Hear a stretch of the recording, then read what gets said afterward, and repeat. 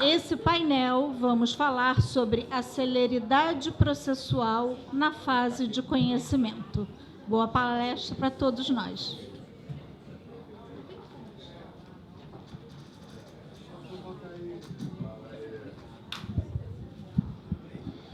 Bom dia a todos.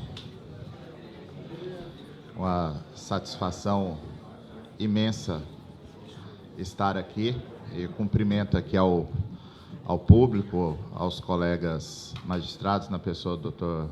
Roque. Muito obrigado pela recepção, pelo espaço aqui no TRT. Cumprimento a doutora Marina, o doutor Odilon e os advogados na plateia, na pessoa da doutora Ana Tereza, e pedir licença aqui para fazer uma saudação especial para o doutor Fachada, que fez o convite, né, o esforço para eu vir aqui hoje, e o meu amigo e guia turístico aqui no Rio, o doutor Rodrigo Sá, e todos os notáveis que estão por aqui. Realmente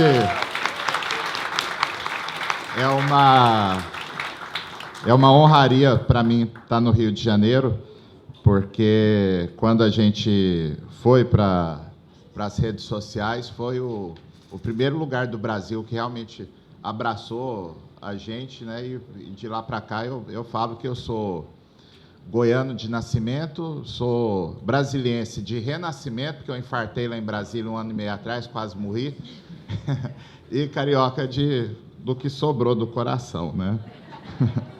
Mas vamos lá. Eu tinha preparado um material aqui, mas não precisa um slide, mas não precisa exibir, não. Vamos conversar aqui. O slide, doutor Roque, era mais uma ostentação mesmo, né? Porque o pessoal me convidou para dar uma palestra de celeridade. Se fosse há um tempo atrás, em outros locais por onde eu passei no meu tribunal, talvez eu ia declinar o convite. Falei, pô, mas eu dar palestra de celeridade, onde eu estou aqui, o negócio não anda, né? Mas hoje, antes de vir para cá, eu dei um print na minha caixinha do PJE e eu tenho exatamente 16 processos concluídos para despacho e 8 para sentença. A minha média de prazo de sentença esse ano está em 4 dias. Né? Então, eu estou tranquilo.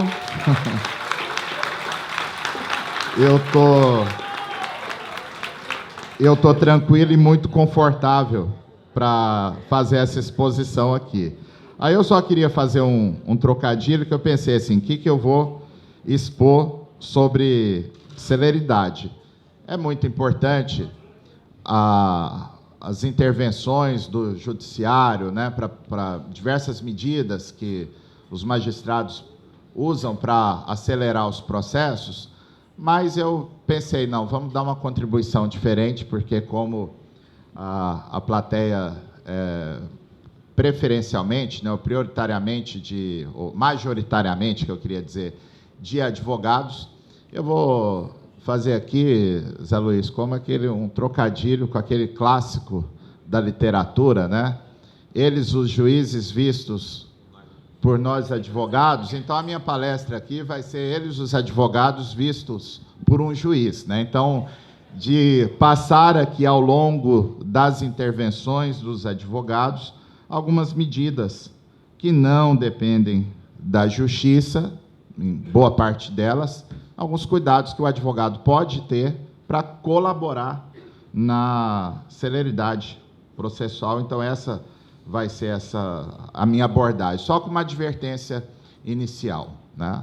A doutrina trabalhista fala do princípio da celeridade, mas a Constituição hoje aponta a questão da duração razoável do processo, e a gente vive, de certo modo, uma dicotomia, né? Porque a celeridade é importante, mas ela não pode ser feita a custo, ao sacrifício de direitos processuais fundamentais, como contraditório, ampla defesa, devido processo legal, mesmo porque, né, não tem nada que atrasa mais um processo do que uma nulidade, né? Então, aí, isso tem que ser evitado, tem que ser ponderado.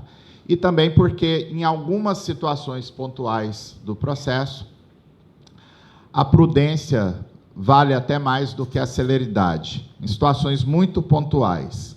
É aquele processo complexo, que, com um pouco mais de insistência, né, doutor Gabriel, pode sair o acordo. No lugar de ir por tudo ou nada, às vezes as partes precisam de um tempinho um pouco maior para amadurecer um acordo, né? Eu já fiz um processo que eu conduzi, eu fiz 5 audiências no processo, até sair um acordo, porque eu não queria julgar.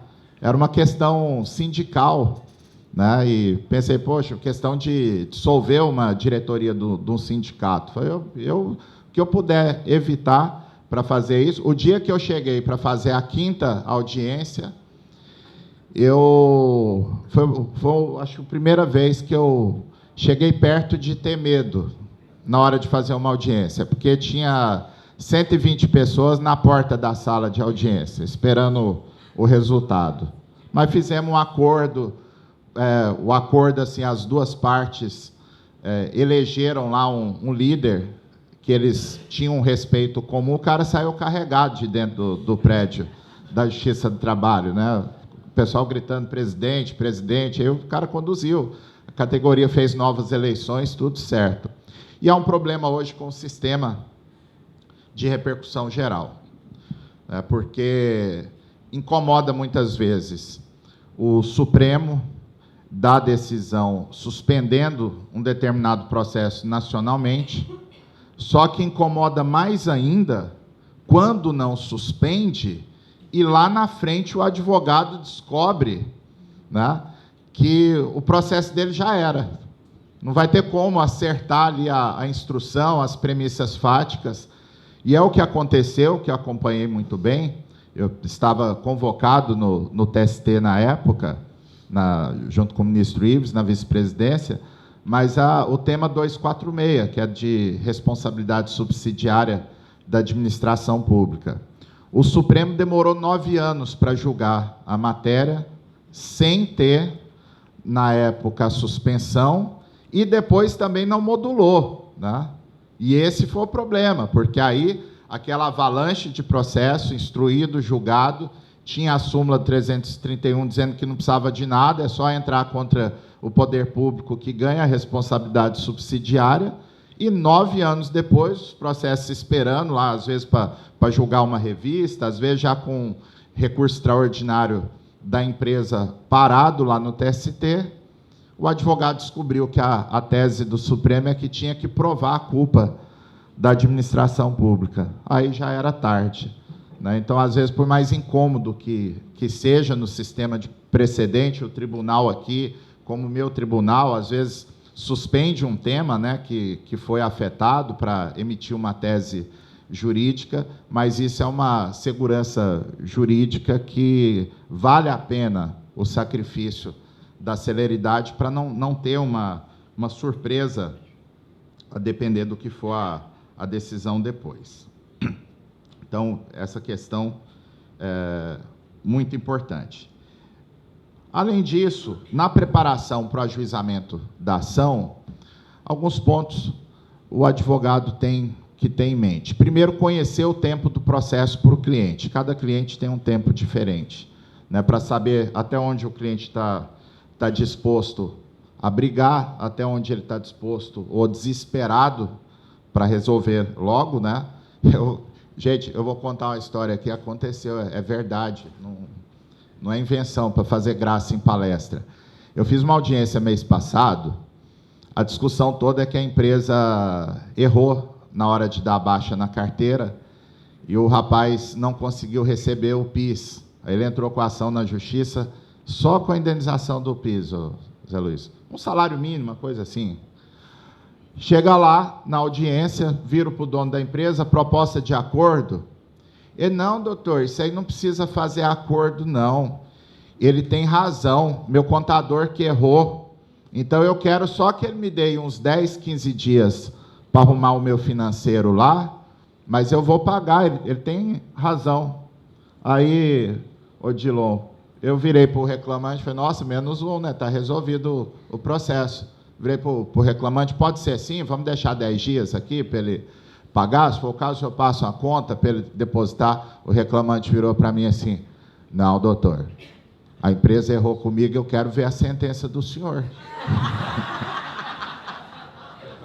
Aí, nessas horas, é bom a gente ser da área trabalhista, que é um pessoal do direito que pensa mais rápido que os outros, que me desculpe aqui, colegas de outras áreas que estejam presentes, né, doutor Alexandre?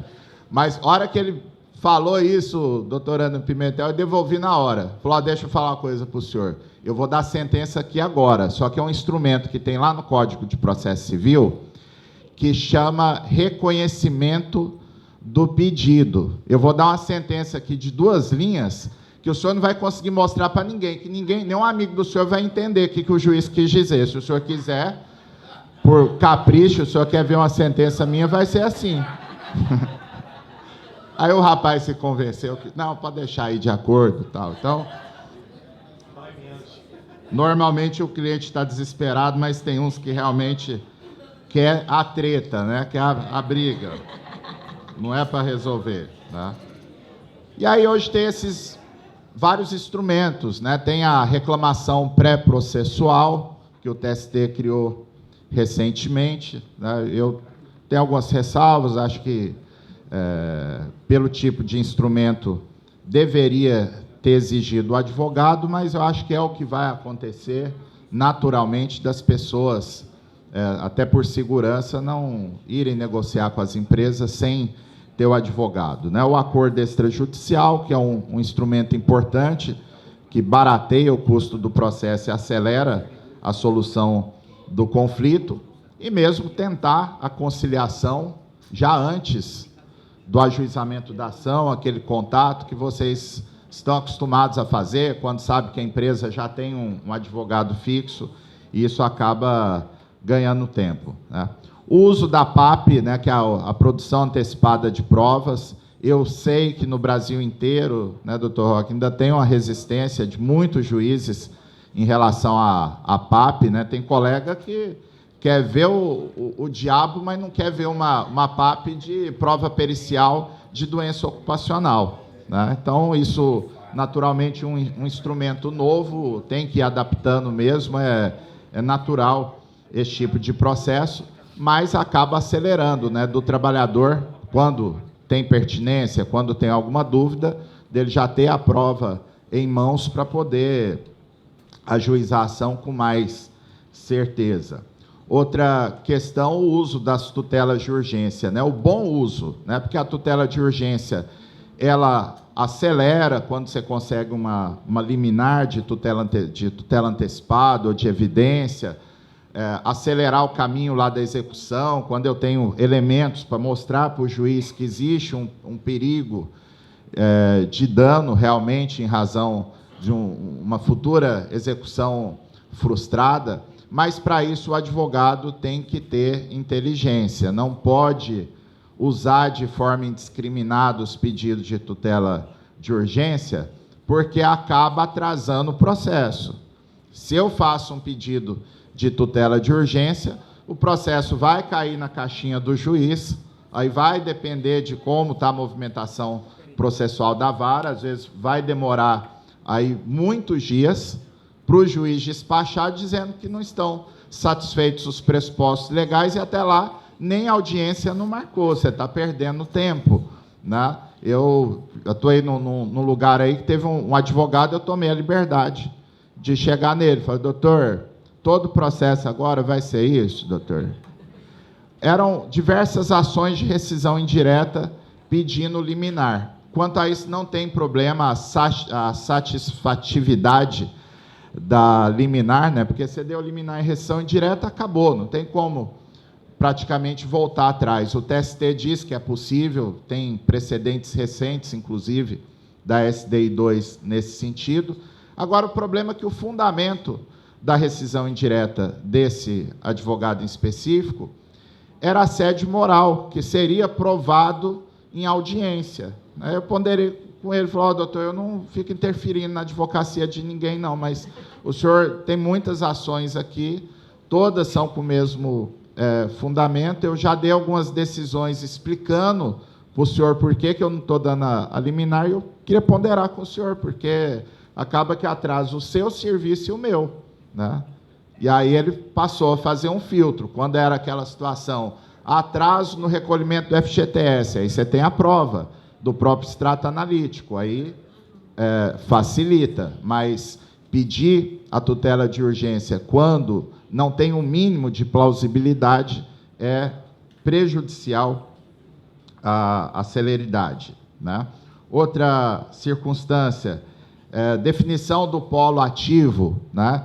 Então, o advogado tem que conversar com o cliente, fazer uma análise de risco do processo, né? Uma análise prévia, né, Marina, e se vê que aquele processo ou que vai ter dificuldade de receber, ou eu estou vendo que vai ter tumulto lá na execução, porque eu vou ter que fazer IDPJ, porque tem que chamar sócio oculto, porque tem que chamar grupo econômico, a gente está esperando o Supremo julgar essa novela de grupo econômico, tá? Então, nessas circunstâncias, acelera o processo, ainda que eu coloque uma relação processual mais complexa, eu já chamar todo mundo na petição inicial, já acelerar de ter um título executivo depois, e sem contar o risco, né? Porque se for tomador de serviço, dono de obra, o TST tem entendimento pacífico de que não cabe aquelas ações declaratórias de responsabilidade trabalhista, né? Então, se você não inclui no polo passivo,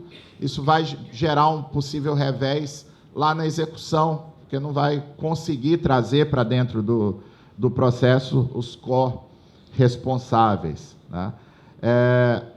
Alguns cuidados também na definição do polo passivo, né?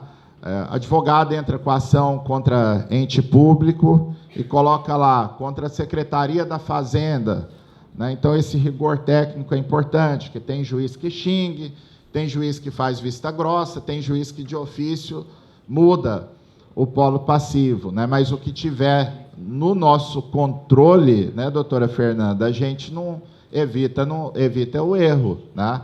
Polo ativo, né? Quando vai entrar com ação para uma família de um trabalhador falecido, dá aquele frio na barriga, né, doutora Andréa Serpa, porque tem várias possibilidades, né? Então, normalmente, eu vou procurar, tem certidão de dependente habilitado na Previdência? Beleza, Lei 6.856, junto à certidão, entro com a ação em nome deles. Ah, a família fez inventário, então vou entrar em nome do espólio, junto aqui o termo de inventariante. Ah, não tem nenhum nem outro.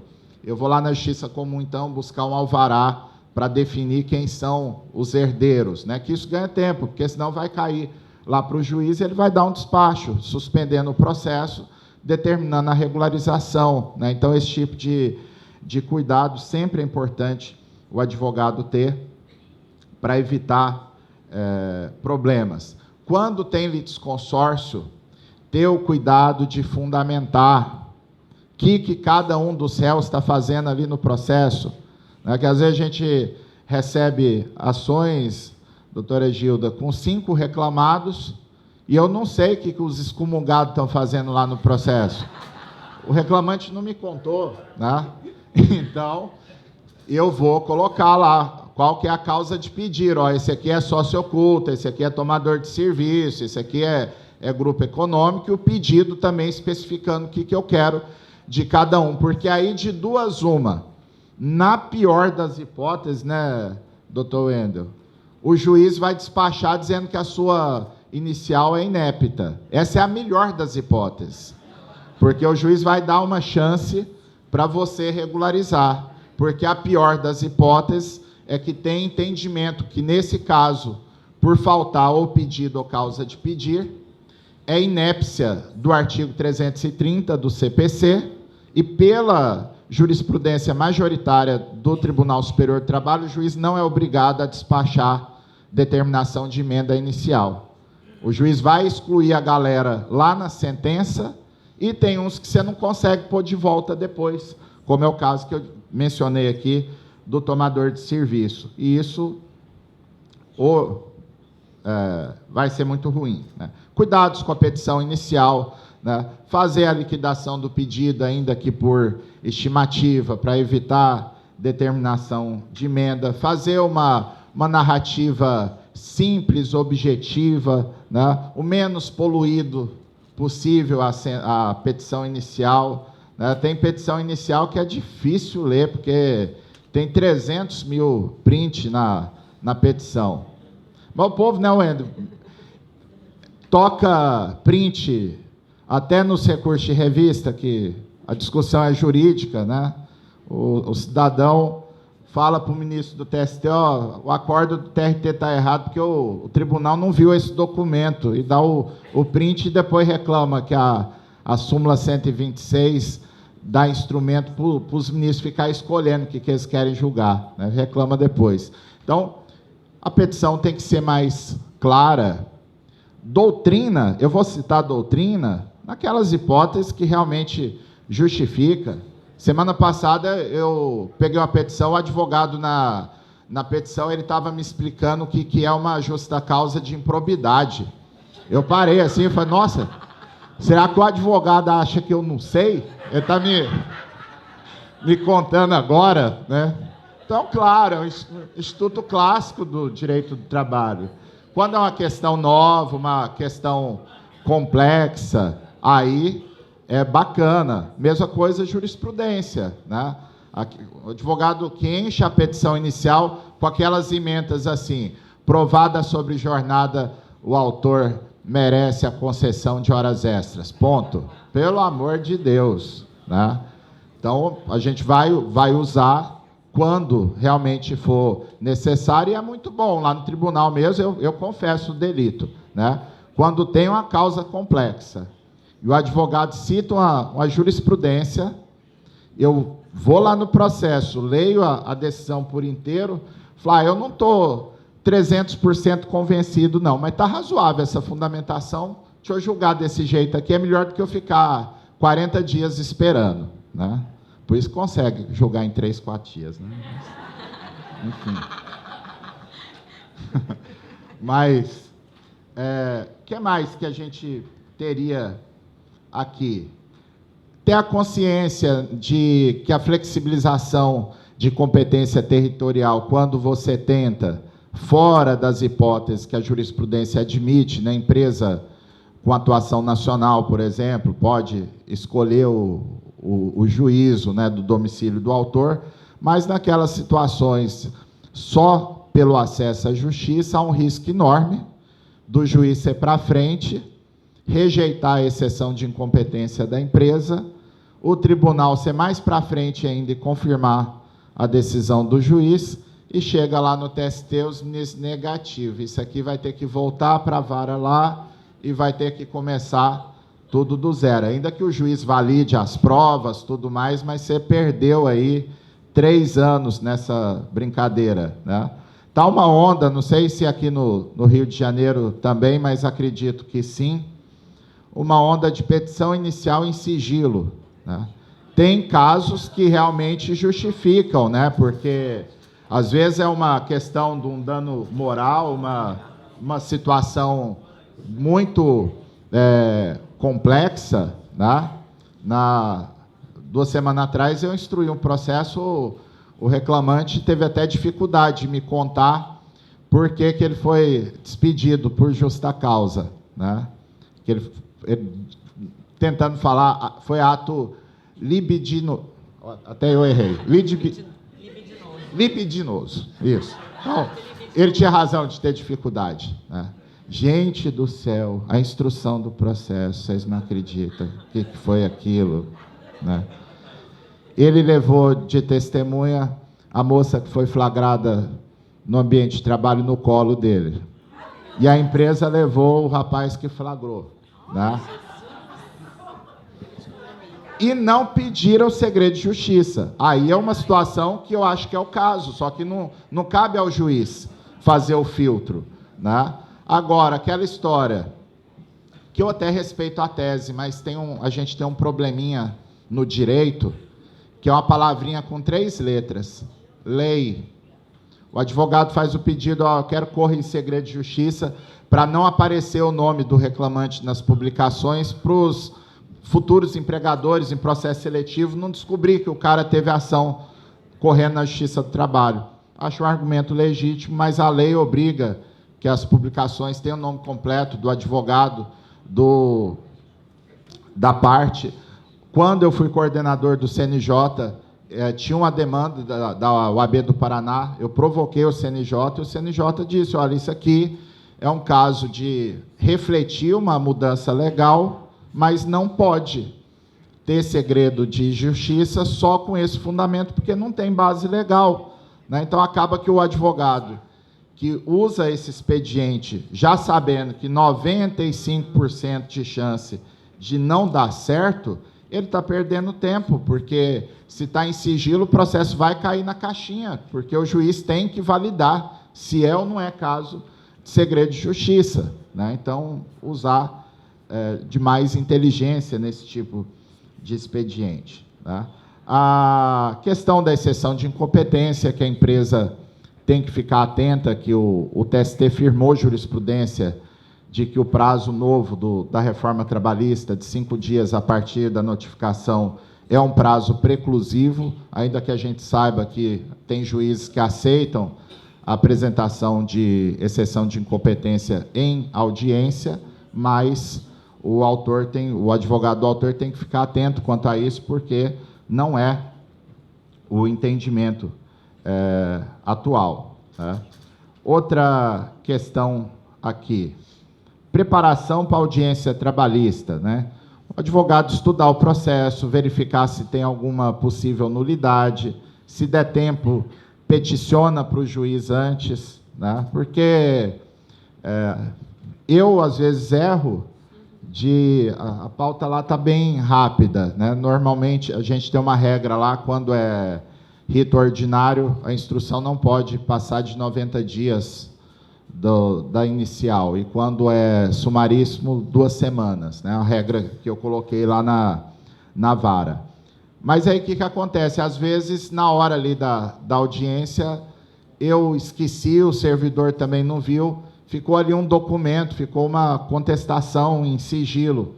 E aí, no dia da audiência, o advogado do reclamante peticiona. Ah, excelência, aqui está em sigilo, né? Então, assim, se tem o erro do juiz, também o advogado pode verificar isso logo para tentar regularizar sem perder a data que está marcada para a audiência, né? Incomoda a defesa ser sigilosa? Incomoda, mas está na resolução do CSJT, e a celeridade não pode ser fundamento para o juiz recusar uma contestação em sigilo ou mesmo multar a reclamada porque ela fez uso de algo que está regulamentado pelo CSJT. Eu vou verificar a distribuição do ônus da prova, né? Isso é muito importante para saber o que eu tenho que provar, saber o que é incontroverso, saber que eu não vou correr risco de fazer prova, porque o ônus não é meu, que às vezes eu faço uma prova desnecessária, o fato já está incontroverso, e vem um elemento novo, a testemunha falou uma maluquice lá que deixou o processo mais confuso para o juiz julgar. Sem contar o risco, né? Porque eu, quando vejo aquela situação que o advogado está fazendo prova quando não precisa, eu até mexo na cadeira, se pudesse, pegava um balde de pipoca, uma Coca Zero, porque vai ser divertido, né? Então, eu lembro aqui de uma situação, era hora extra de fazendeiro. O reclamante era rural, pediu um mundo velho de hora extra, né? E não tinha testemunha. Então, poxa, ele era o único empregado da fazenda, nem o leiteiro ele não levou para falar, não, eu passava lá às 5 horas da manhã, via ele, enfim, o processo está resolvido, né? Eu perguntei só por protocolo, né, para o advogado do réu, tem testemunha, doutor? Aí o advogado fez uma coisa, gente, não façam isso em casa. O advogado apertou o braço do cliente, do fazendeiro, falou, seu fulano, o senhor quer ouvir a testemunha? O fazendeiro virou para o advogado, falou, ai, doutor, nós ouve, eu só pensando, nós ouve mesmo. E o Wendel, que conhece bem o goianês, porque o Wendel é de lá, né? Nós ouve é de com força. Gente, que tragédia. O rapaz sentou, a testemunha do fazendeiro, ele falou que não conhecia o reclamante, nunca tinha visto ele. Eu falei, então, o que o senhor está fazendo aqui? Né? Mas o senhor conhece o fulano, o reclamado? Conheço, que eu trabalho para ele. O rapaz saiu da fazenda, eu fui para o lugar dele. Eu falei, tá começando a ficar bom. Eu falei, que hora que o senhor trabalha lá? Ah, doutor, eu começo assim, às 5 horas da manhã, porque lá tem que tirar leite, né? E eu paro por volta das 18 horas. Era exatamente o horário da petição inicial. E na hora eu pensei, ainda não está bom, porque o tribunal pode falar assim, não, mas não trabalhou junto, né? Essa prova não vale aqui, não foi contemporâneo, né? Falei, seu fulano, tem quantos anos que o senhor mexe com fazenda? Ah, eu tenho uns 20 anos, eu só trabalhei na roça na minha vida. Ah, então o senhor tem muita experiência, né? Na experiência do senhor, dá para fazer o serviço lá se não for nesse horário? É de jeito nenhum, doutor. Lá tem serviço demais, né? Então, olha só, né? Gastou um tempo desnecessário da justiça e conseguiu a proeza de perder um processo que estava ganho, né? Então, não custa nada, gente. Eu sei que tem muitos assuntos que a distribuição do ônus da prova é complicada. Ontem mesmo, a SDI 1 do TST julgou pela primeira vez questão de ônus da prova envolvendo jornada de doméstico, né? E prevaleceu o entendimento, de acordo com o artigo 12 da Lei Complementar 150, é obrigatório o registro de ponto para o doméstico e, por isso, em processos de hora extra, o ônus é do empregador doméstico de fazer a prova de jornada. Então, eu preciso desses filtros, né, para poder definir quando eu vou deixar a audiência correr mais rápido, quando eu vou parar. Meu tempo está acabando? Só para controle? Fique à vontade. Oh, não fale isso. Eu estou aqui extasiada, como uma notável que sou, e eu já vi que o pessoal ali também é notável, são notáveis. Não, tá todo mundo aí. Então... Humberta, Ana Carolina, o doutor é que manda hoje aqui. A maior galera aí, a Angélia, muito, muito bom. Bom, enfim, a própria busca da conciliação no processo trabalhista, né, uma medida de celeridade importante. O registro de protestos e, de preferência, se puder fazer alguma ponderação com o magistrado. A gente sabe que, pela jurisprudência pacífica, os protestos não precisam ser fundamentados, né?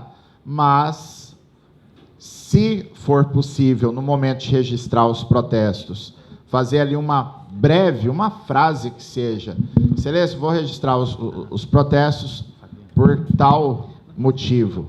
Porque, às vezes, é um detalhe que o advogado comenta ali com o juiz, eu não falo pelos colegas, né? Porque eu sei que cada um tem sua forma de conduzir as instruções. Mas, muitas vezes, eu acho aquela pergunta das mais absurdas do mundo, mas o advogado, em seguida, ele me mostra que, realmente, aquilo ali é um caminho necessário, né? Eu falo, não, doutor, o senhor tem razão. Eu até lembrei de um caso aqui, eu não sei se eu posso contar. Eu estava no meu 2º ano de magistratura, fui fazer uma audiência no interior. Eu estou procurando palavras aqui para não dizerem depois que o professor falou bobagem na palestra. Não, mas não vou falar bobagem, não. Eu já sei como é que vai ser. O rapaz pediu hora extra e a testemunha dele era o enteado dele, impedido.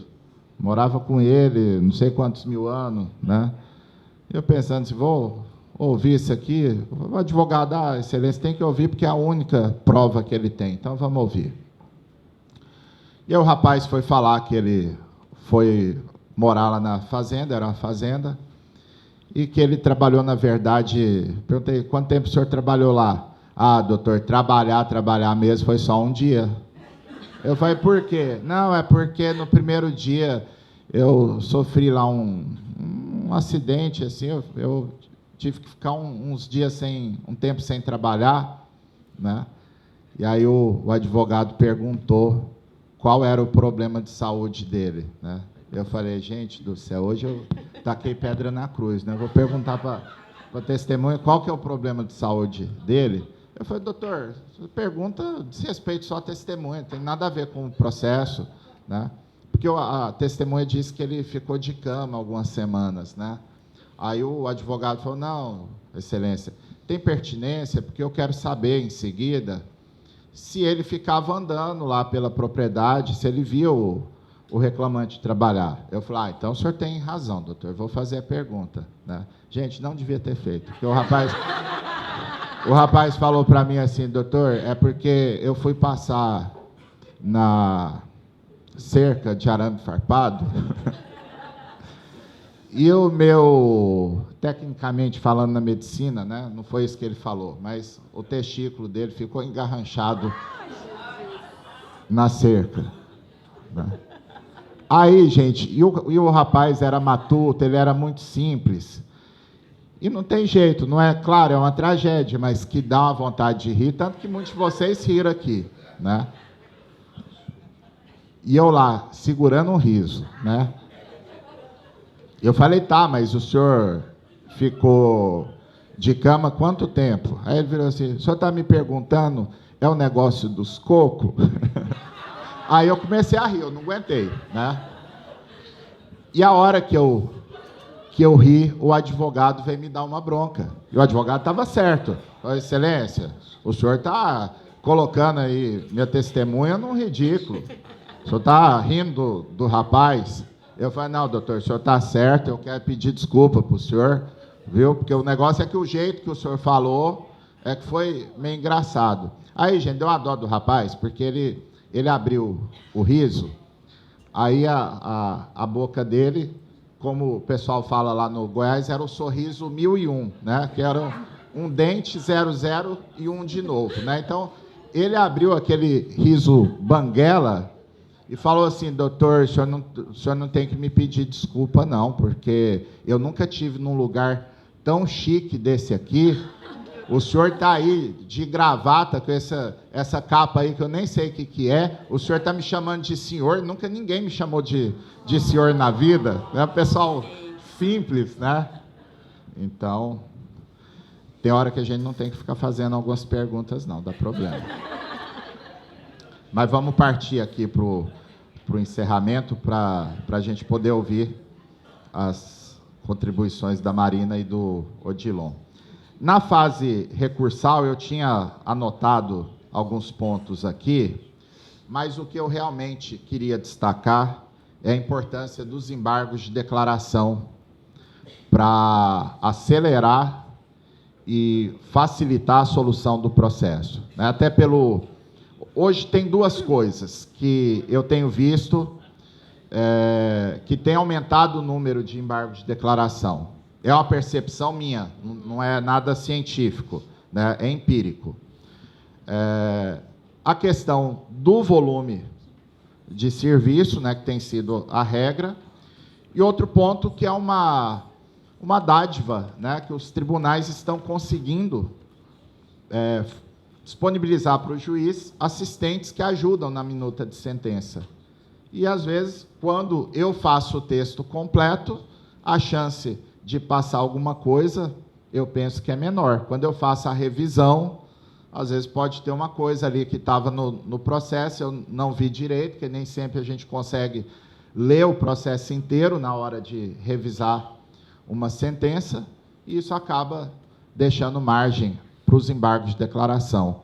Eu sei que tem advogado que fica incomodado, porque tem juiz que, com todo respeito, não está se portando adequadamente em relação a essa questão de embargo de declaração. Eu não sei aqui, mas eu tenho um colega que toda sentença dele tem aquele capítulo final, dizendo que o juiz leu atentamente a sentença, tem convicção de que não há nenhuma contradição, obscuridade ou omissão, e que a parte já fica advertida que quem fizer embargo de declaração vai tomar multa, né?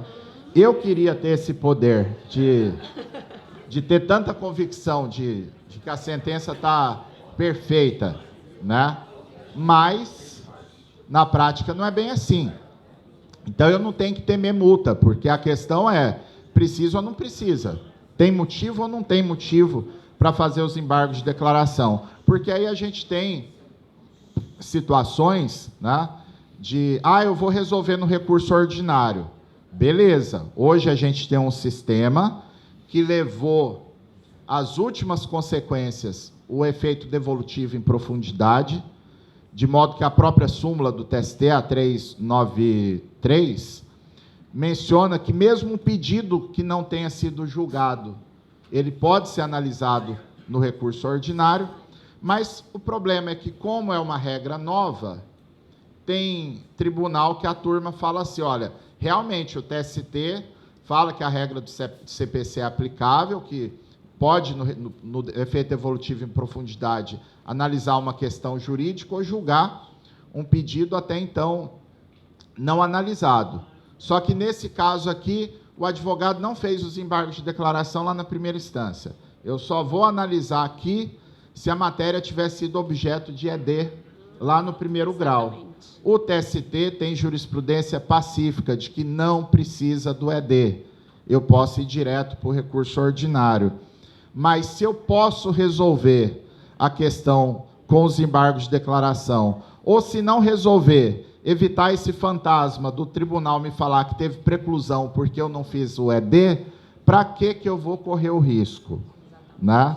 E sem contar que muitas vezes a sentença tem pontos ali nebulosos, pontos confusos, que vai atrapalhar depois o trabalho da doutora Isabelle, que vai fazer a nossa exposição sobre celeridade na execução.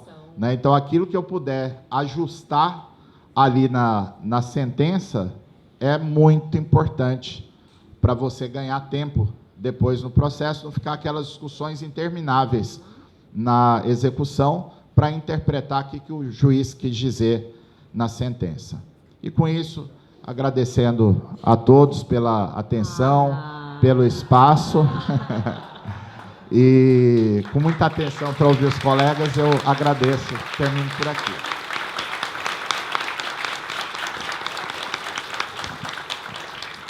Aí, eu só queria quebrar o protocolo. Meus meninos que me ensinaram que palestra minha tem que ter o efeito Marvel, tem que ter pós-crédito. Né? Então, a gente termina a palestra, depois tem o pós-crédito.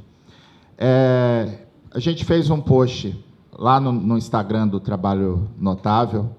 Hoje, quem entrar na bio é o segundo post. É um post anunciando uma live que eu vou fazer domingo, às 9h30. É uma live de análise de teses jurisprudenciais impactantes. E o nosso robozinho do Trabalho Notável está lá nesse post. Então, quem digitar a palavra aprendizado, agora, pelo amor de Deus, né? Com Z, né, gente? Não vai errar. Quem errar a grafia não merece o presente. Mas só digitar aprendizado nos comentários do post, que o nosso robozinho vai disparar para vocês um e-book que eu fiz semana passada, que ele tem 270 teses jurisprudenciais, tanto de empresas, de reclamantes, de questões processuais que vale para os dois. Alguns alunos já receberam o material, né, porque eu distribuí no evento que eu fiz semana passada, mas fica o convite para vocês seguirem o Trabalho Notável e pegar esse presente lá. Agora sim, obrigado.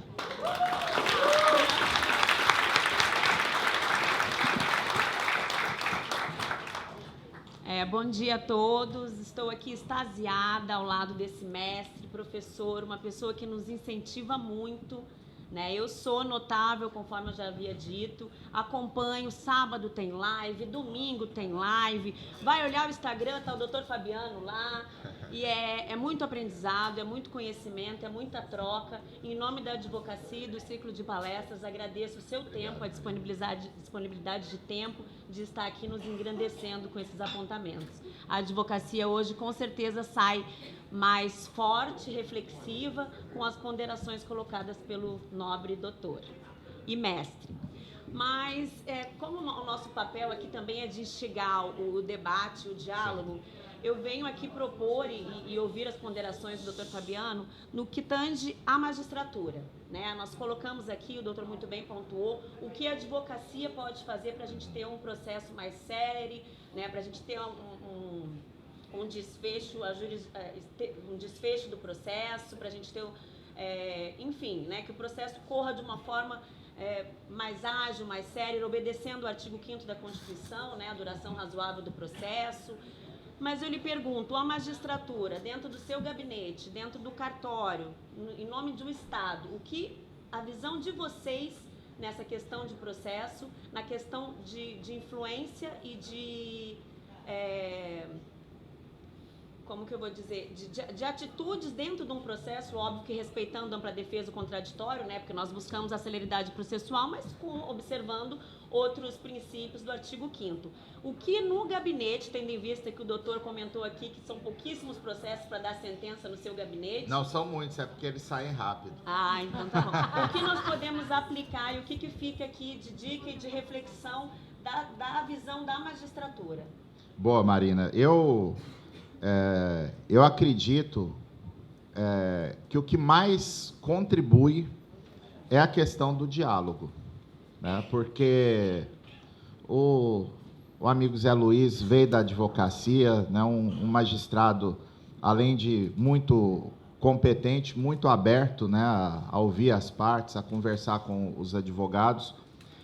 E isso é muito importante. É claro que a gente tem aquela meia dúzia que tem uma resistência, que às vezes tem dificuldade até do advogado ser atendido pelo juiz, né? Então, realmente, tem casos pontuais que é mais difícil. Agora, o que acontece muitas vezes é que os juízes não têm controle da situação, não estão nem sabendo direito qual que é o problema, seja do processo, seja da vara, seja daquela localidade, né? Então, muitas vezes, só do advogado ir lá conversar com o juiz, né, sobre o processo, excelência, o perito está com esse processo já tem 6 meses, ou o processo está parado, esperando marcar audiência, tem não sei quanto tempo, né? Em geral, a maioria dos juízes não só vai ouvir, mas vai agradecer o advogado, né? Acho que essas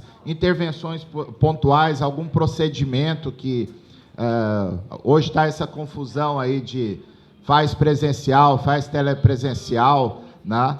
Então, num local igual o Rio, né, que são dezenas de varas, é difícil você estabelecer um padrão, né, doutor Roque, mas na medida do possível, com conversa, você consegue resolver muita coisa, né? Eu apostaria nisso, mais do que questão jurídica em si, né? É estabelecer... Eu digo mais na questão de procedimento do cartório, né? Eu acho que muitas vezes,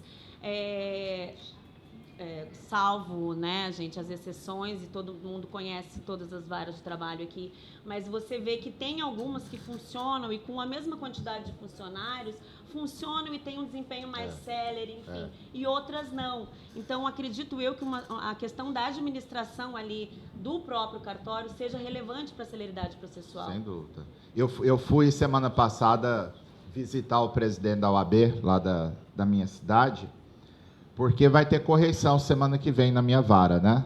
Então, fui lá só reforçar, levar o convite do corregedor, e o presidente virou para mim assim e falou: doutor, eu vou falar uma coisa para o senhor.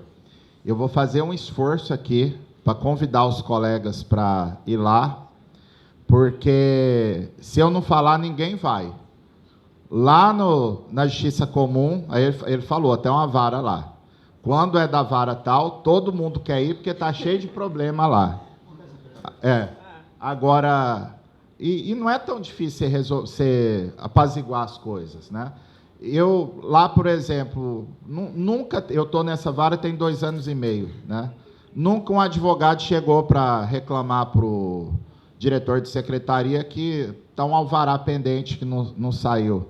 Que eu acho assim, o advogado, você administrando a pauta para ter um critério, deixar o advogado produzir a prova, julgar rápido e os alvarás saírem num tempo razoável, está resolvido o problema, né? Não é uma fórmula mágica para conseguir ter uma relação bem positiva, né? Mas, mesmo assim, mesmo no meu caso lá, que não sei se tudo certo, mas está indo bem, os advogados sempre estão lá sugerindo alguma coisa, né? Eu acho isso importante. Excelente. Doutor Odilon. Olá, bom dia a todos e todas. Parabenizar a Vossa Excelência por conta da palestra, aprendizado, também sou um notário. Segunda-feira também estive assistindo a live de Vossa Excelência. Aos sábados também assisto sempre. São sempre jurisprudências bem recentes, Vossa Excelência discute. Nessa brincadeira, até estava falando essa semana da rito de alçada, de ações com menor complexidade, questões de recurso, e justamente nessa questão da cooperação entre o advogado e a justiça. Jogam muito a culpa na secretaria e a secretaria joga muito a culpa para o advogado. Puxa um pouquinho, isso. Onde ambos têm metade dessa responsabilidade. O advogado também é parte integrante desse sistema. Eu estava brincando antes. Ele tem que acompanhar o processo, ser mais diligente, utilizar mecanismos tecnológicos para poder acompanhar. E a pergunta que eu faço a Vossa Excelência para nós, advogados, para tentarmos sermos mais diligentes, estarmos mais cooperando com a justiça. O que esse advogado deve fazer até ali na fase de primeiro conhecimento, para ter essa efetividade, acompanhando também junto com a Justiça do Trabalho? Está cooperando? Essa é a pergunta ao Vossa Excelência. Se a gente puder sintetizar, simplificar as petições, né? Acho que esse movimento que o ministro Barroso está fazendo é importante, né? Não só... porque acaba que a linguagem simples, ela induz a própria simplicidade geral da petição, né? Eu lembro uma vez um advogado foi fazer razões finais orais, cheio de latinória, aí o secretário falou: doutor, o senhor pode soletrar, né? Aí eu virei para o advogado, falei: doutor, o senhor vai me desculpar a franqueza, mas eu vou contar para o senhor. Eu não vou, na hora de julgar, eu não vou ler as razões finais do senhor, porque eu não sou obrigado a saber latim, eu não vou pegar... O senhor está de parabéns que o senhor sabe o que eu não sei. Agora, eu não vou pegar dicionário jurídico para fazer sentença, não, né? Então, não sei. Dá para simplificar, né? Um clima de paz, né? Não, o clima de paz não só a questão de conciliação, né? Mas lá na minha jurisdição mesmo tem situações que eu tenho que meter a colher lá. O ano passado mesmo tinha um conflito, uma briga de 2 advogados, os 2 são meus alunos, inclusive, e estava insuportável fazer audiência com os 2. Um provocando o outro, em tudo quanto é audiência. Aí fiquei vendo aquele negócio. Lá para a 3ª ou 4ª, eu chamei os 2 no gabinete, depois da audiência. Falou: vamos fumar o cachimbo da paz aqui, chega. Se vocês quiserem brigar lá fora, agora aqui não, né? Porque é até uma perda de oportunidade, né, doutor Odilon? Às vezes aquele processo que às vezes está fácil resolver, por pirraça, não vai fazer acordo, vai recorrer do negócio que talvez não fosse tão relevante, né? Mas eu penso isso, de ter essa cultura de paz, não só dos acordos, mas nas audiências, com os colegas, inclusive, né, os advogados, que é muito ruim em audiência o juiz ter que ficar mediando esse tipo de conflito. E a simplificação também. Com certeza.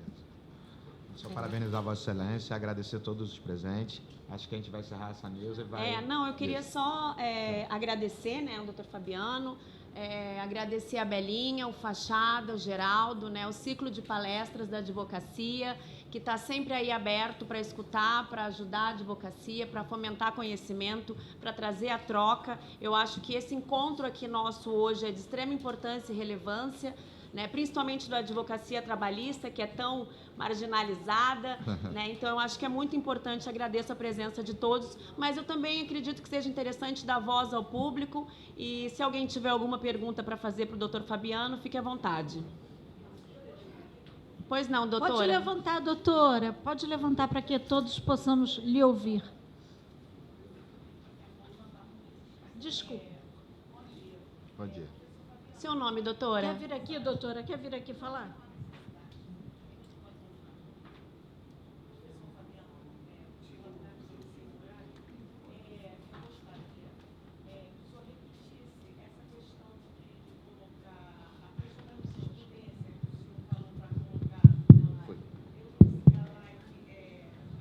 Ah, tá. Ah, tá, do curso. Aprendizado. É. Na verdade, eu acho que qualquer post do Trabalho Notável, que do nada alguém aparecer e comentar aprendizado, já ativa o robozinho, Isso. mas não tem certeza.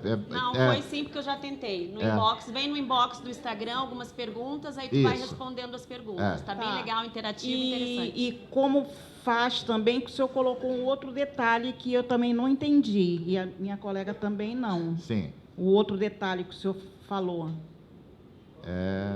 Não, é só escrever. Aí vai no direct, que são aquelas mensagens privadas do Instagram. Aham. Só que o nosso robozinho ele é bem saidinho. Ele abre um diálogo bem interativo, e aí no final ele Que eu tenho entrega seu Instagram, que eu já tenho desde Mostro da pra época da pandemia. Doutora, eu mostro para a doutora assim que terminar esse painel, eu então mostro tá para a bom. doutora. Tá bom, muito obrigada. Alguma outra pergunta, pessoal?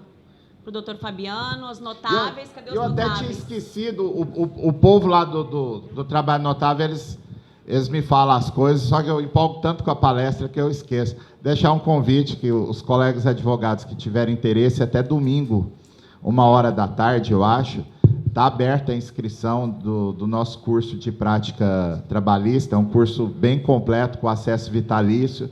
E aí, quem entrar lá na bio do nosso Instagram, tem um link lá com todas as informações do curso, caso o colega queira dar uma olhada, e desse link ele consegue falar por WhatsApp também com alguém do suporte lá. Excelente. Fachada.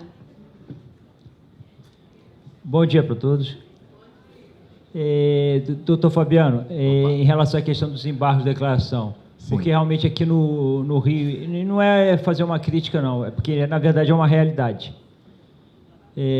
Eu posso dizer que nos processos em sentenças que eu tenho no escritório, 98% eu faço embargo de declaração. Sim.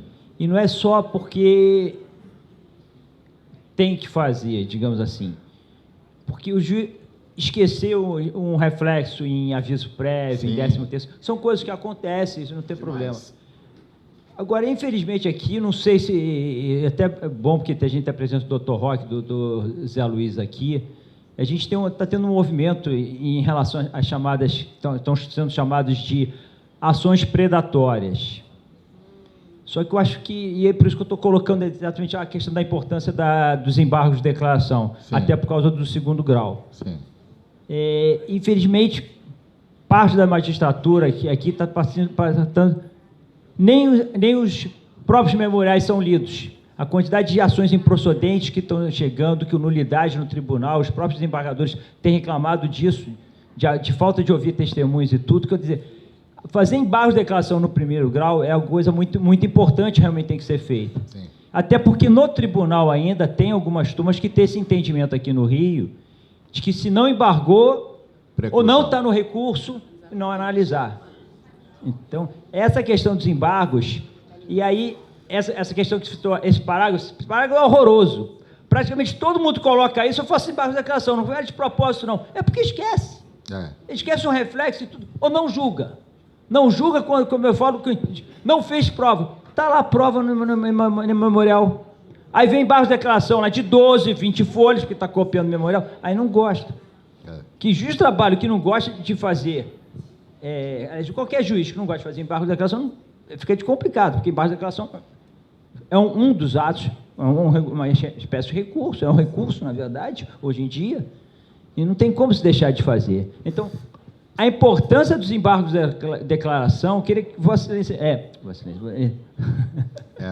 Doutor Fabiano, né? Eu sei, gente. É a formalidade. Mas aprofundasse essa questão da necessidade dos embargos de declaração, principalmente quando a gente está tratando de TST. Porque o que acontece? A questão da celeridade passa também por causa disso. Se os advogados, não só nas suas iniciais, mas também nas suas peças, conseguem ter uma objetividade, mostrar o que tem, ainda que a decisão seja negada, ou que diga, eu não tenho nada para decidir de embargo, está tudo decidido na sentença, está tudo decidido no acordo, ainda assim os embargos são necessários para a gente sempre poder, no recurso ordinário, no recurso de revista, ou até no extraordinário, que se for o caso eventualmente, ter matéria para discutir, inclusive, questões de nulidade. Eu queria que aprofundasse nessa questão mais, por favor, de embargos. Tá, eu quero... Boa fachada, obrigado pela provocação. E aí eu queria falar uma coisa aqui, fazer uma metáfora, né? Se o filme é chato, a gente não chega no final, né? Então, não é uma justificativa, mas o advogado, ele tem que ver uma forma de apresentação dos embargos de declaração também que seja atrativo para o magistrado. Porque o que eu vejo em muitos casos que, para combater uma sentença confusa, um acórdão confuso, o advogado faz um ED confuso também. Ou visual law, né? Usa aquelas... Então, mas, na segunda instância, em especial, não tem que ter medo de multa. A multa é o mal necessário, se for o caso, naquelas hipóteses em que realmente o advogado precisar do acertamento ali de alguma informação para poder fazer o recurso de revista depois, né? E como é que eu chego a esse formato, digamos assim? Eu criei, inclusive, um script, um curso que a gente tem de recurso, até o Dr. Wender é professor junto comigo nesse curso, que o cara é fera demais. E o que acontece? A gente ensina, o pessoal deu o apelido de ED matador, né? Matador, não é para matar o desembargador de raiva, não, é para matar o problema, né? Que é você ser o mais simples possível. ED é o quê? É você apontar, separar que cada tópico de omissão, realmente você ter o cuidado com o processo, né?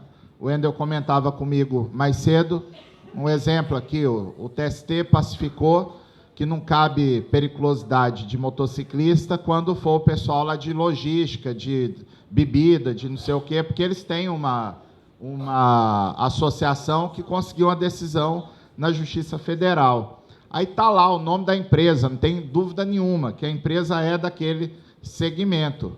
Mas o advogado precavido, ele vai fazer os embargos de declaração, porque o TRT não disse com todas as letras que aquela premissa fática está presente, né? Então, eu na hora de ler o acórdão, eu vou separar. Quais são os fundamentos jurídicos do acórdão? Esses fundamentos jurídicos alcançam todas as teses que eu quero levar para o TST, ou teve uma tese aqui que não foi enfrentada? Essa tese aqui não foi enfrentada. Então, eu vou fazer um ED primeiro, objetivo. Houve omissão em relação à análise da tese X. Segundo, além de ser objetivo, eu tenho que dar um sentido, eu tenho que explicar minimamente o que eu quero com isso, né? O intuito dos embargos de declaração é aperfeiçoar a decisão judicial, permitir o efeito modificativo, ou, pelo menos, o enfrentamento da tese para atender o pré-questionamento de um futuro recurso de revista. Então, você explicou o que você quer. Depois, você específica. Eu não vou dizer para o desembargador, a tese está aí, doutor.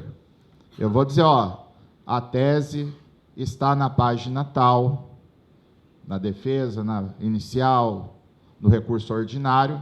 Nesse trecho, transcreve em aspas, porque com isso eu estou poupando o trabalho, eu estou deixando fácil para o desembargador, se for o caso, vai lá para conferir se está tudo certo, as assessorias, né? Mas você deixa mais inteligível e faz o pedido final. Eu quero suprir a omissão, efeito modificativo para tal finalidade. É matéria fática, a mesma coisa. Houve omissão em relação a tal fato, a tal elemento probatório. Por que eu preciso disso? Eu vou escrever lá.